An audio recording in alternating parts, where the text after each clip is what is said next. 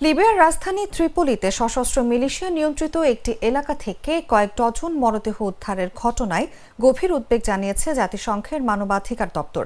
নিহতদের মধ্যে কিছু মরদেহ আগুনে পুড়িয়ে ফেলা হয়েছিল, কিছু ছিল হাসপাতালে সংরক্ষিত ফ্রিজে, আর কিছু মাটি চাপা অবস্থায় পাওয়া গেছে। জাতিসংঘের মানবাধিকার বিষয়ক হাই কমিশনার ভলকার তুর্ক এক বিবৃতিতে বলেন, ত্রিপোলির বিভিন্ন আটক কেন্দ্রে স্ট্যাবিলাইজেশন সাপোর্ট অথরিটি নামে একটি সশস্ত্র গোষ্ঠীর বিরুদ্ধে গুরুতর মানবাধিকার লঙ্ঘনের প্রমাণ পাওয়া গেছে। এই গোষ্ঠীর কমান্ডার আবদেল গানি আল কিকলি গত মে মাসের মাঝামাঝি সময় মিলিশিয়াদের মধ্যে সংঘর্ষে নিহত হন। জাতিসংঘ দপ্তর জানায়, পরে তাদের কাছে তথ্য আসে ত্রিপোলির আবু সলিম এলাকায় এসএস এর প্রধান কার্যালয় থেকে 10টি আগুনে পুড়ে যাওয়া মরদেহ উদ্ধার করা হয়েছে। এছাড়া আবু সলিম এবং আল খাদ্রা হাসপাতালের ফ্রিজ থেকে আরও 67টি মরদেহ উদ্ধার করা হয়েছে। ত্রিপোলি চিড়িয়াখানায় একটি গোপন কবরস্থানেরও খবর পেয়েছে জাতিসংঘ, যা এসএস এর নিয়ন্ত্রণে ছিল বলে অভিযোগ রয়েছে।